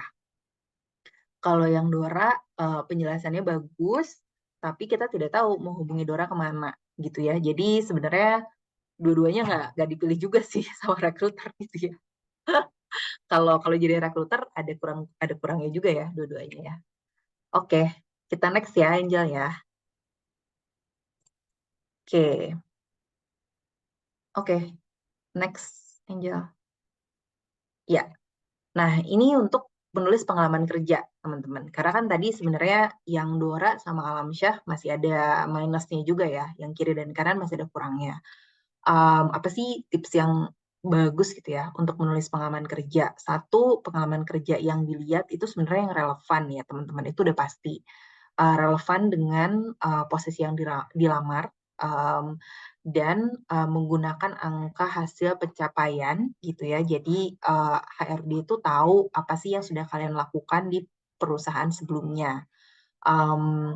Poin-poin aja gitu ya. Jadi nggak perlu kalian tuliskan semua job desk, cukup poin-poin aja. Dan tentunya ada deskripsinya. Jadi nggak terlalu pendek juga seperti tadi yang Alamsyah yang sebelah kiri, tapi lebih bagus seperti yang sebelah kanan. Kalau untuk deskripsi pekerjaan gitu ya, ada penjelasan sedikit lebih panjang dan menggunakan kata kerja. Dan pastikan grammarnya rapi gitu ya. Jadi tadi seperti yang Thomas sempat sampaikan di awal, kalau pakai bahasa Inggris, pastikan grammar bahasa Inggrisnya tepat. Kalau pakai bahasa Indonesia, pastikan pakai kata kerja yang menggambarkan tugas dan tanggung jawab gitu. Dan pastikan penjelasan mengenai pekerjaannya juga jelas gitu. Kalian ngapain sih di pekerjaan sebelumnya? Jadi kalian jelaskan tugas kalian apa gitu. Jangan sampai kalian misalnya tulis menginput data. Udah hanya itu aja gitu ya. Tapi datanya ini data apa gitu. Datanya data apa? Berapa banyak gitu. Sehingga si recruiter yang melihat CV kalian juga paham gitu. Sebenarnya kalian itu KPI-nya apa gitu teman-teman. Boleh next Angel?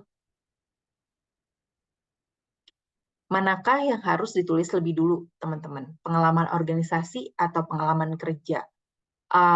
Menurut aku sebenarnya lebih penting itu kalau kalian punya pengalaman kerja dulu. Kalau sudah punya pengalaman kerja. Tapi kalau teman-teman fresh grad, tentunya pengalaman organisasi dulu, karena kan belum punya pengalaman kerja. Gitu. Tapi kalau teman-teman sudah punya pengalaman kerja, dahulukan pengalaman kerja dulu di atas, baru pengalaman organisasi. Gitu ya. Jadi selalu dahulukan pengalaman kerjanya dulu, baru pengalaman organisasi. Boleh next, Angel? Oke, nah ini studi kasus 3, tapi kita jadikan PR aja, teman-teman, karena sebenarnya ini memakan waktu sekitar 10 menit, jadi mungkin waktunya mepet, teman-teman. Ini kita jadikan PR, nanti juga akan ada PR di penghujung sesi, jadi akan ada 2 PR, karena waktunya yang mepet, teman-teman, jadi kita lanjut aja ke materi ya, teman-teman ya, supaya kita bisa tepat waktu nih selesainya, supaya nggak kemalaman juga, biar teman-teman ada waktu istirahat. Boleh lanjut, Angel? Lanjut, next. Nah, ini contoh penulisan pengalaman kerja, teman-teman, supaya teman-teman tahu formatnya. Sebenarnya tadi juga bisa teman-teman lihat ya di CV, contoh-contoh CV gitu ya. Jadi pengalaman kerja itu pengalaman kerjanya dulu gitu ya, nama posisinya apa, nama perusahaannya apa, judulnya dulu, judul pengalaman kerjanya, baru detailnya apa. Jadi kalian jelaskan menggunakan pointer gitu ya, tidak berupa paragraf kalau bisa, tapi menggunakan pointer dan tidak perlu terlalu banyak. Cukup maksimal 5 poin sebetulnya sudah cukup. 3 sampai 5 poin sudah cukup, tidak perlu 10 poin gitu. Itu terlalu banyak sebetulnya. Jadi 3 sampai 5 poin sudah cukup dan pakai kata kerja. Jadi mengelola atau menginput data, membantu apa gitu ya. Jadi kalian tulisnya dalam kata kerja kalau pakai bahasa Indonesia. Dan di situ kalian tuliskan juga misalnya menghemat berapa persen, sebesar berapa persen gitu. Nah, ini angka-angka yang tadi sempat aku sebutkan gitu. Kalau bisa ada persentasenya atau berapa rupiahnya, itu bagus sekali kalian tulis. Kalau misalkan tidak ada, tidak apa-apa, tapi misalnya kalian bisa tuliskan angkanya, misalnya menghemat pengeluaran sampai 2 kali lipat misalnya. Itu kan kalian bagus banget misalnya gitu. Itu boleh ditulis gitu. Atau kalian bisa menginput data lebih menginput data sebanyak 200 data per hari misalnya. Nah, itu kata-kata seperti itu bisa dituliskan. Jadi kita sebagai HRD bisa tahu oh berarti kecepatan penginputan datanya seperti apa.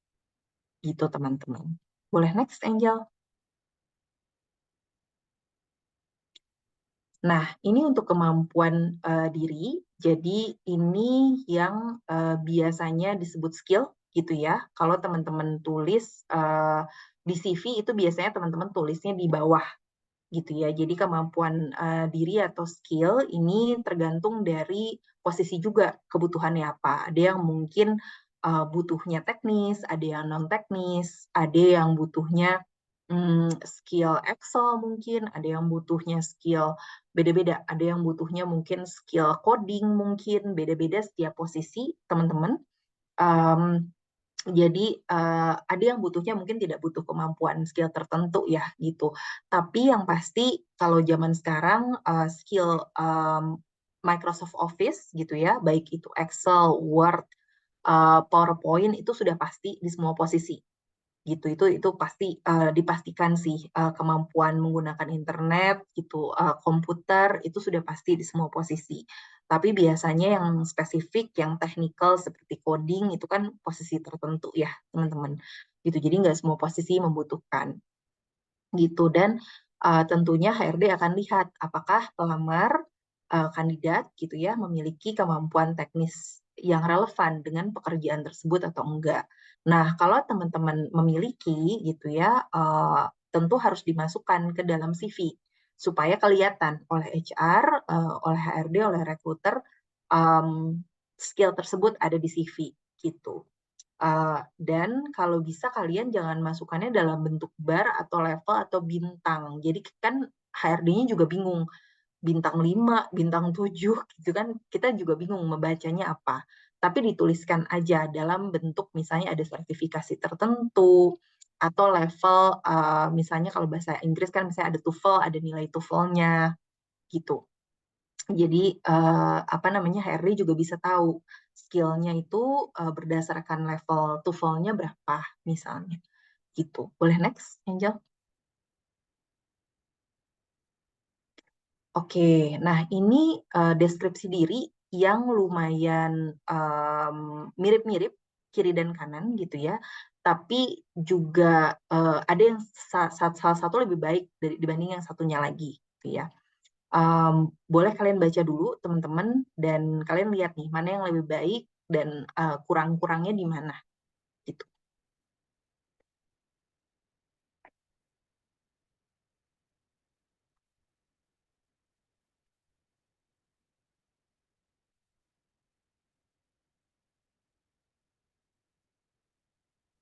Oke, yang B kenapa nih? Kenapa kalian pilih yang B? B lebih apa dibanding yang A?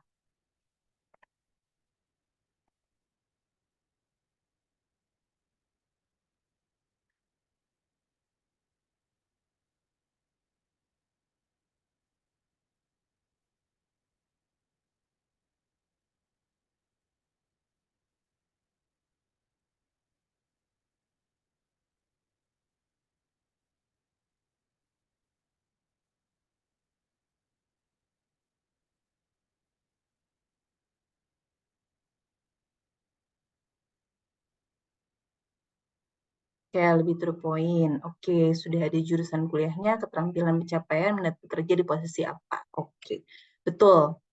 Jadi yang penting itu kalau yang B, apa namanya, ada lebih lengkap ya. Jadi ada minatnya sih, itu yang digarisbawahi gitu ya.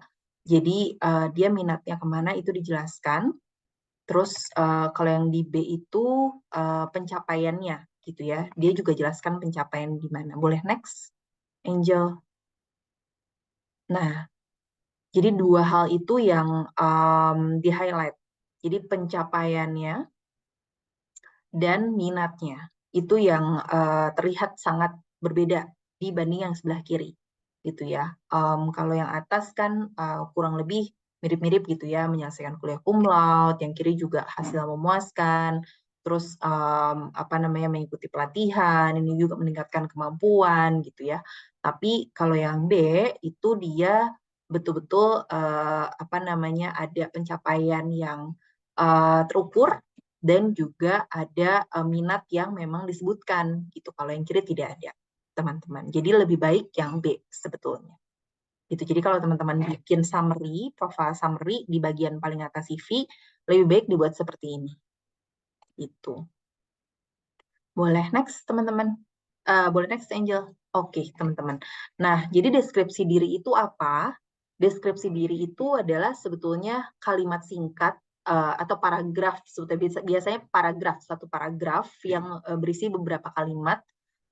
Mungkin ya 3-4 kalimat gitu ya, menggambarkan diri kalian secara profesional di dalam CV. Biasanya ditaruh di bagian atas. Jadi setelah biodata, tapi di bagian atas sebelum penjelasan pengalaman gitu. Nah, itu yang paling awal dilihat oleh recruiter, teman-teman. Boleh next, Angel? Jadi satu paragraf ini maksimal 5 kalimat, jangan terlalu panjang, karena kalau terlalu panjang juga nanti terlalu penuh gitu ya, menuhin CV.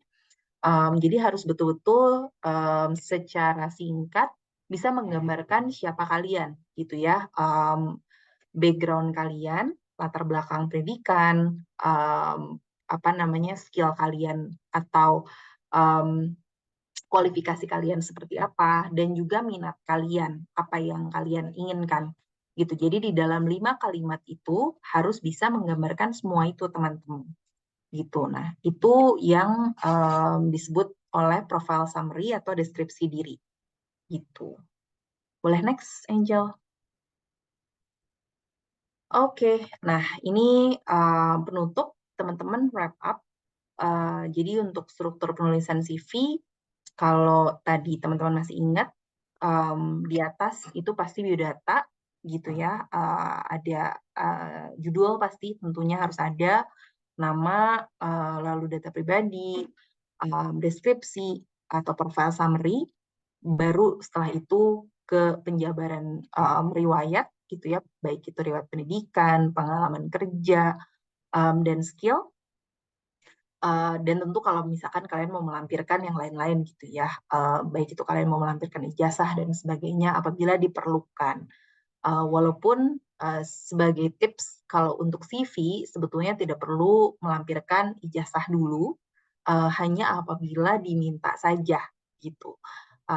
Jadi kalau misalkan kalian tidak diminta untuk melampirkan ijazah ketika melamar kerja atau sertifikat-sertifikat tertentu, jadi tidak perlu dilampirkan karena itu nanti akan banyak banget dokumen yang masuk ke HRD-nya gitu, malah nanti HRD-nya ini banyak sekali dokumen yang dikirimkan oleh kandidat ini gitu ya.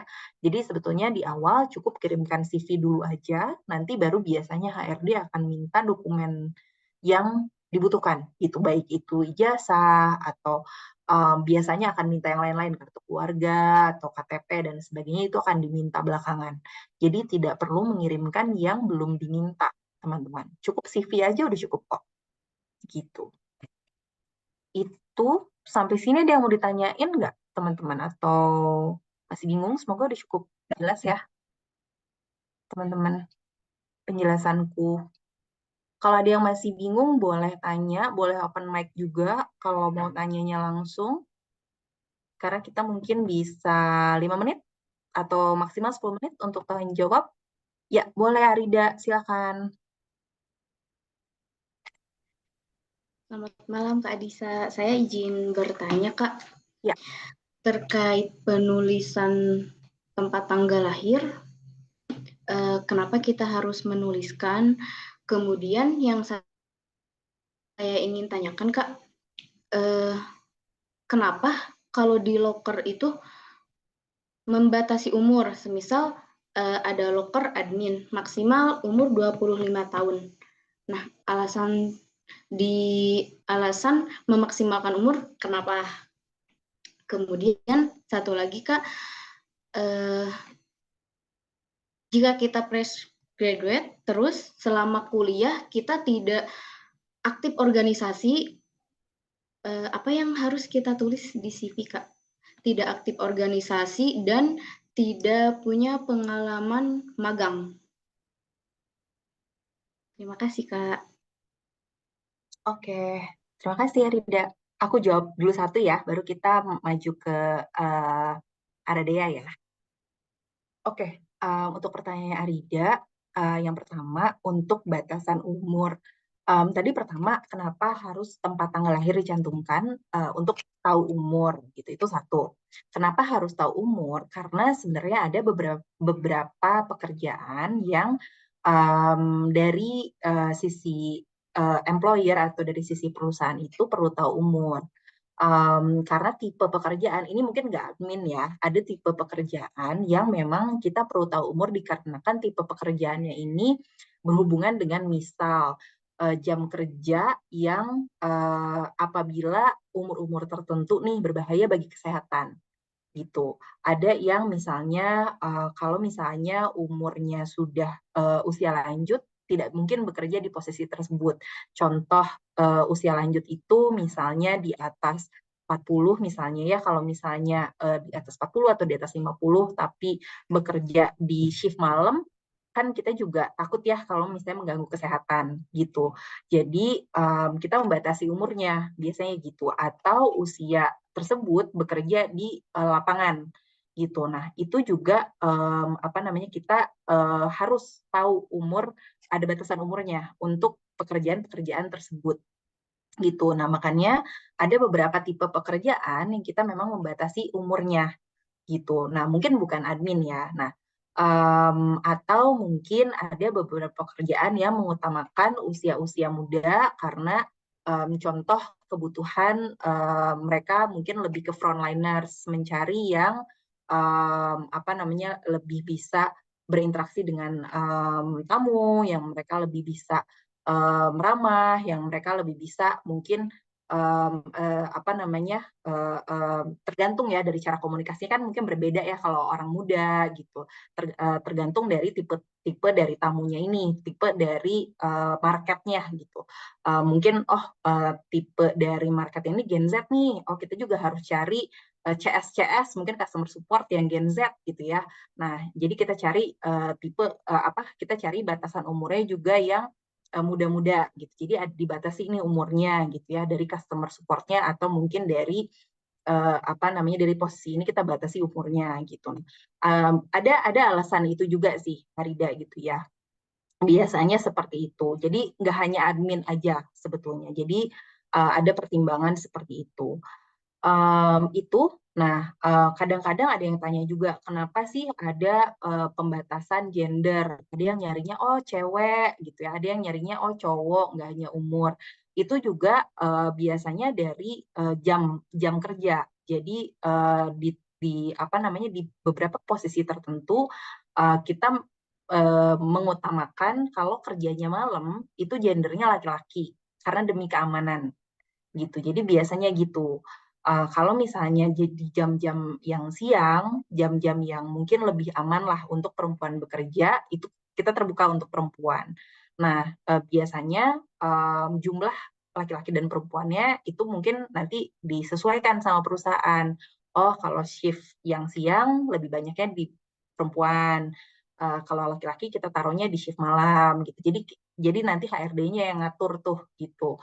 Jadi itu juga akan ngaruh ke jumlah rekrutmen gitu. Jadi pengaturannya lebih ke situ sih, dan itu juga nanti akan lihat dari usia juga, apakah sehat nggak ya kalau misalkan kita taruh mungkin usia tertentu di shift malam gitu kan, karena kalau shift malam mungkin sampai pagi gitu sih biasanya, Rida. Nah itu akan ngaruh juga ke ketentuan kenapa kita perlu usia ya di CV gitu.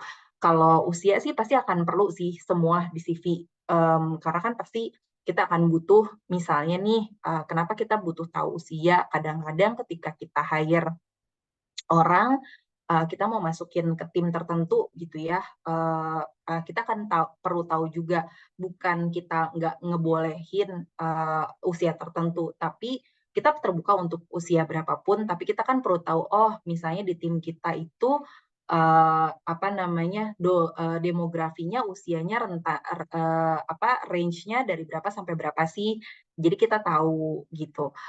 Itu juga cukup penting, karena kan pasti komunikasi di tim akan berbeda kalau misalnya range-nya terlalu jauh gitu ya.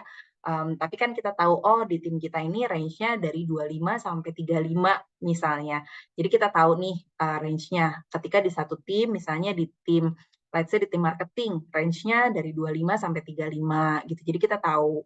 Nah, itu juga akan penting nih untuk diketahui ketika rekrutmen, kita buka dari range usia tersebut gitu. Jadi pergaulan di tim, komunikasi di tim juga bisa kita jaga gitu. Gitu sih, Arida, kalau untuk usia ya gitu. Nah, tadi kalau untuk ketika kuliah nggak aktif organisasi dan nggak pernah magang ya, Arida ya.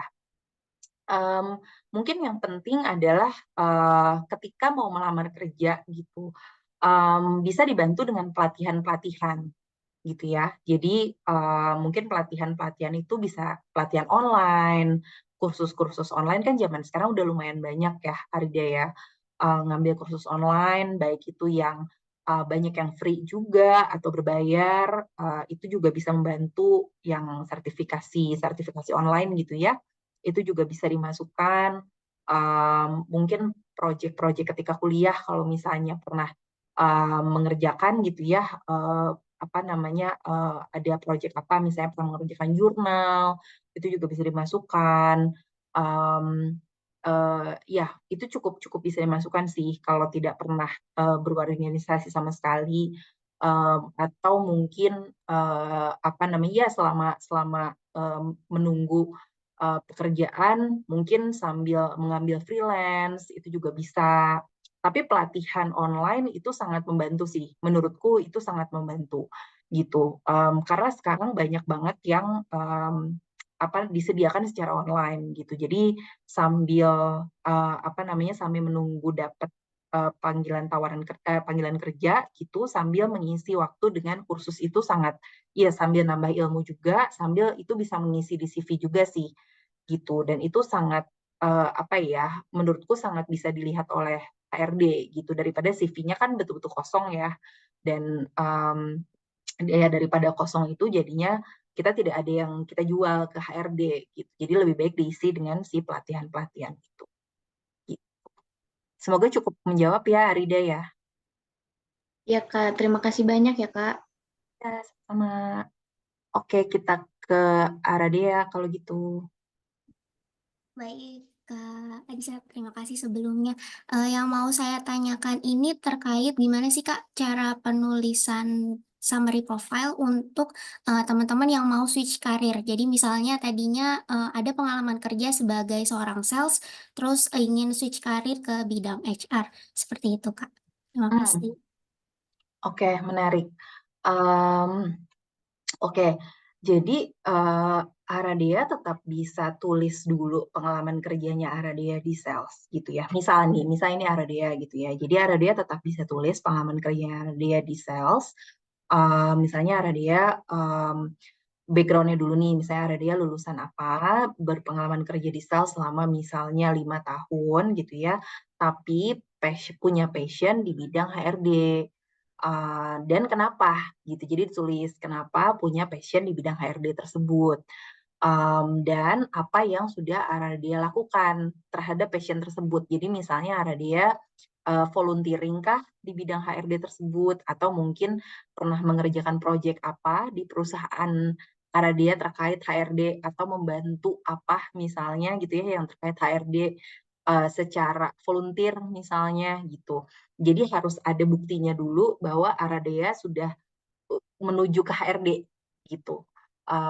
Nah, misalnya, oh saya sudah secara volunteering membantu ini gitu selama misalnya setahun terakhir gitu. Dan untuk kedepannya saya ingin lebih bisa explore lebih lanjut misalnya di bidang HRD gitu. Jadi itu yang Aradea tulis gitu. Itu bagus sih kalau misalnya ditutupnya dengan kalimat tersebut gitu. Jadi ditunjukkan bahwa ada niatan atau ada ketertarikan ke HRD itu. Tapi bisa seperti itu. Jadi tetap ditulis salesnya, pengalaman di salesnya, lalu ditulis passionnya ke HRD itu, ketertarikannya ke HRD, lalu ada apa namanya, ada buktinya pernah membantu misalnya HRD apa, lalu ditulis bahwa ke depannya saya ingin lebih mendalami bidang HRD tersebut gitu. Oke Kak Adisa, terima kasih. Oke. Oke, kalau gitu ada lagi mungkin yang mau bertanya atau sudah habis waktunya nih, Angel atau Jovita? Boleh satu lagi mungkin? Boleh satu lagi kali ya Kak Disa. Oke, sip, sip.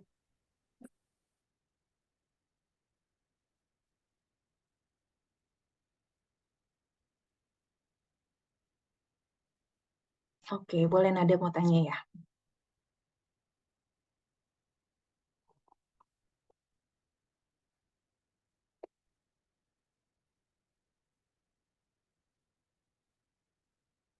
Halo Nada, Nada mau tanya apa? Baik, Kak. Untuk pertanyaannya itu terkait kalau misalnya di pendidikan.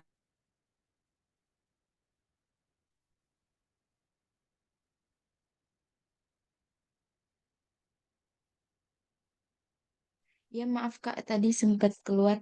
Jadi yang ingin saya tanyakan itu terkait misalnya kan kalau di bagian pendidikan itu kan mencantumkan pendidikan terakhir sebaiknya. Terus kalau di bagian organisasi apa pengaruh juga ya Kak? Maksudnya emang harus organisasi terakhir. Karena misalnya jika kita mencantumkan organisasi terakhir itu kesannya hanya satu organisasi seperti itu Kak. Tapi kalau kita ingin mencantumkan misalnya 3 atau 5, tapi tahunnya sudah lama seperti itu. Terima kasih. Mm-mm. Nggak apa-apa, boleh kok organisasi yang agak lama gitu, it's okay. Jadi kalau organisasi sih nggak apa-apa yang udah agak lama, karena kan nanti akan terbantu oleh pengalaman kerja juga, atau mungkin ada pengalaman magang. Jadi kalau organisasi nggak apa-apa kalau yang udah agak lama mau dicantumkan juga tidak masalah kok. Oke, makasih Kak. Ya, sama-sama. Oke, boleh next slide kalau gitu, Angel. Oke, ini untuk PR-nya, teman-teman ya. Jadi ini PR yang kedua. Tadi ada PR yang pertama untuk kasus yang nggak sempat kita bahas di sini. Dan ini ada PR yang kedua eh, juga gitu ya, sebagai penutup teman-teman. Terima kasih banyak teman-teman semuanya. Semoga tadi untuk yang belum sempat tanya, nanti mungkin bisa dibantu sama Angel atau sama Jovita untuk pertanyaannya dan nanti bisa sampaikan ke aku ya untuk pertanyaan yang belum sempat ditanyakan. Terima kasih banyak teman-teman atas perhatiannya malam ini dan selamat istirahat ya teman-teman ya. Boleh next slide, Angel? Boleh next? Ya, oke. Dan selamat membuat CV setelah ini ya teman-teman ya. Semoga sudah dapat ilmunya dan semoga bermanfaat ya teman-teman semuanya ya. Terima kasih. Oke, thank you Mbak Adisa atas materi CV-nya malam ini. Aku pengen ngingetin sih ke teman-teman. Tadi kan ada studi kasus tambahan ya, yang studi kasus ATS tuh, yang teman-teman bikin ATS. Nah, bagi teman-teman nih yang CV-nya belum ATS, ini wajib ya teman-teman. Kenapa wajib? Karena pas teman-teman magang nanti, ini nih yang bakal dikirim nih ke partner gitu. Jadi kan teman-teman udah ada yang mulai dihubungin sama partner nih. Jadi secepat mungkin nih teman-teman perbaiki CV-nya. Nanti CV-nya kasih tahu ke ya nanti Kak Agusin bakal minta lagi nih ke teman-teman CV teman-teman yang versi terbaru yang versi sudah ATS. Jadi ini wajib ya teman-teman ya yang tadi bikin ATS tadi gitu. Kalau misalnya teman-teman ada pertanyaan boleh banget nanti kalau misalnya pertanyaan ke Mbak Adisa gitu ya. Mau seputar tentang materi ini atau misalkan kayak Kak kerja di Shopee itu dulu di gimana sih Kak? Soalnya Kak Adisa dulu pernah kerja di beberapa perusahaan yang teman-teman kayak pernah denger gitu brandnya gitu ya. Jadi aku juga udah kasih link ini Mbak Adisa itu boleh banget teman-teman nanti sampaikan aja pertanyaannya ke aku nanti aku teruskan ke Mbak Adisa gitu. Nah terus kalau misalkan teman-teman ada pertanyaan seputar materi CV ini teman-teman jangan teman-teman juga bisa nanya ke mentor tutornya karena mentor tutor teman-teman juga praktisi HR gitu ya teman-teman ya yang mungkin juga udah familiar gitu dengan perekrutan gitu jadi bisa banget teman-teman bisa pakai one on one-nya ataupun diskusi di grup juga nggak apa-apa banget gitu. Gitu ya teman-teman ya. Oke ya. Udah sih dari aku itu aja. Aku kembalikan ke Kak Angel. Thank you. Oke, teman-teman, terima kasih atas kesempatannya Kak Adisa untuk memberikan materi hari ini. Ini sangat bermanfaat nanti kalau teman-teman mau cari kerja ya, biar CV-nya lebih bagus lagi, biar lebih dilirik sama HRD. Mungkin dari aku gitu aja. Terima kasih Kak Adisa, terima kasih teman-teman semuanya. Selamat malam.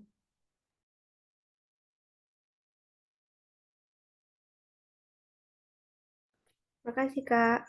Terima kasih Kak Disa, Kak Angel, Kak Jovita.